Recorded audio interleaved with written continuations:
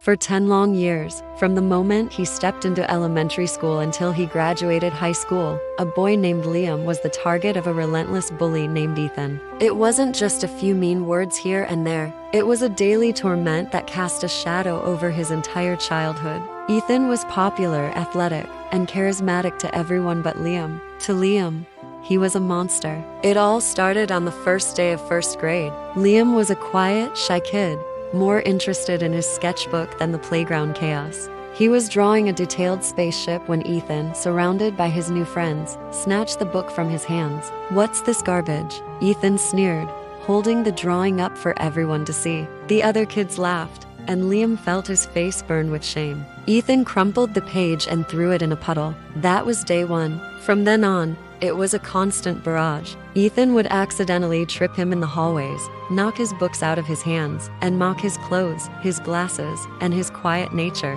He'd call him names: Liam the lame, weirdo, and worse. In middle school, it escalated. Ethan discovered Liam was afraid of spiders. One day, during lunch, Ethan dropped a large, fake, hairy spider right onto Liam's tray. Liam yelped and jumped back, spilling his milk all over himself. The entire cafeteria erupted in laughter, led by Ethan's triumphant roar. Liam wanted to disappear. He spent the rest of his lunch break hiding in a bathroom stall, trying to control his shaking. He tried telling his parents, but they just said, "Boys will be boys." Try to ignore him. He tried telling a teacher once, but Ethan was so good at playing the innocent, charming kid that the teacher ended up telling Liam he needed to be less sensitive. So, Liam learned to endure. He became an expert at avoiding Ethan, taking longer routes between classes, eating his lunch in the library, and keeping his head down. His only escape was his art. In his room, with his pencils and paints, he could create worlds where he was the hero, where kindness mattered more than popularity. He drew fantastical creatures, sprawling cities in the clouds, and brave knights. His art was his sanctuary, the one place where Ethan couldn't reach him. But even that wasn't entirely safe. One year, for the school art fair, Liam submitted his best piece, yet a vibrant, detailed painting of a mythical phoenix rising from the ashes. He was so proud of it. On the day of the fair, he walked in to see his painting had been defaced. A crude, mocking face was scrawled across it in permanent marker. He knew, without a doubt, who had done it. Ethan just smirked at him from across the room. Liam didn't cry. He was too numb. He just took his ruined painting and went home. High school was more of the same, but with a new twist. Ethan was the star quarterback, and Liam was still the quiet art kid. The bullying was more subtle now: snide remarks in the hallway, social exclusion, spreading rumors. Ethan had a way of turning people against Liam without ever getting his own hands dirty. Liam felt completely isolated. He poured all his pain, frustration, and loneliness into his art. His work became darker, more complex, but also more powerful. He started experimenting with digital art and animation, teaching himself complex software in the late hours of the night. Graduation day finally arrived. Liam felt a wave of relief so immense it almost brought him to his knees. He was free. He watched Ethan, surrounded by his adoring friends, signing yearbooks and laughing. A part of Liam still burned with a desire for revenge, a fantasy where he could finally make Ethan feel as small and worthless as he had made him feel for a decade. But he pushed the thought away. The best revenge, he told himself, was to leave and never look back. Liam went to a prestigious art school on a full scholarship. For the first time in his life, he was surrounded by people who understood him, who appreciated his talent. He wasn't Liam the lame anymore. He was Liam, the gifted artist. He blossomed. He collaborated on projects, made real friends, and his confidence grew with every piece he created. He specialized in character design and animation, his unique style catching the eye of his professors and peers. Years passed. Liam graduated with top honors and quickly landed a dream job at a world-renowned animation studio, the kind of place that created the blockbuster movies everyone talked about. He was part of a team, a creative family. He worked on several major films, his name appearing in the credits, a small but significant testament to his journey. He was happy, truly happy. He rarely thought about Ethan anymore. The past was a healed-over scar.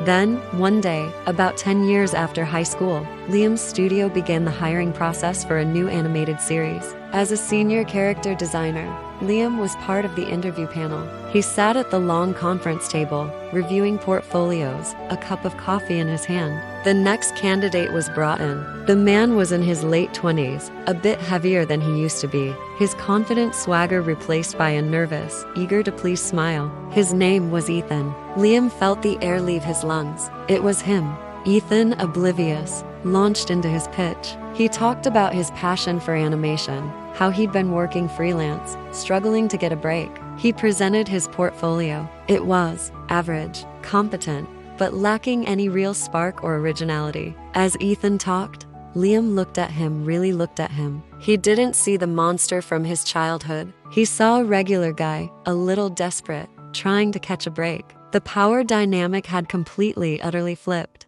Liam was in a position of immense power over the man who had once held all the power over him. The old fantasies of revenge came rushing back. He could crush him. A single word from him, no, and Ethan's dream would be over. He could humiliate him, just like Ethan had humiliated him 100 times over. He could ask, "Do you remember me? Do you remember the spider? The painting?" He could make him squirm. His heart pounded in his chest. The other panelists looked at him, waiting for his assessment. Ethan finished his presentation, looking at the panel with hopeful eyes. Liam took a deep breath. He looked at Ethan's portfolio again, then looked Ethan directly in the eye. Ethan didn't recognize him at all, and in that moment, Liam realized something profound. The ultimate revenge wasn't about hurting Ethan. It wasn't about making him feel bad. He had already won. His success, his happiness, his peace, that was the victory. Hurting Ethan now would only tarnish that victory, dragging him back down into the bitterness of the past. Liam cleared his throat. "Thank you for your presentation, Ethan," he said, his voice calm and professional. "You have some solid foundational skills here." He then gave him honest, constructive feedback. He pointed out the strengths and gently, the weaknesses. He suggested some online courses and resources that could help him improve his character dynamics and storytelling. He treated him with the professionalism and basic human decency that Ethan had never once shown him. He didn't tear him down. He didn't offer him false hope either. He was simply fair. At the end of the interview, Ethan looked genuinely grateful for the feedback. "Thank you," he said, shaking their hands. "This was really helpful." Then he left. After the door closed, one of Liam's colleagues turned to him. "You know him?" she asked. Liam paused, a small smile playing on his lips. "We went to high school together," he said simply. Ethan didn't get the job. His portfolio wasn't strong enough, but Liam felt no joy in it, only a quiet sense of closure. He had faced his childhood tormentor, not with anger or retribution, but with grace and professionalism. He had proven once and for all that the quiet, weird kid who loved to draw had become a man who didn't need revenge to feel powerful. His life was his revenge, a life filled with creativity, respect, and success. A life that Ethan could only dream of. And that was the most perfect revenge of all. Thanks for watching. Remember to like this video and subscribe to the channel for more stories like this. We'll see you next time.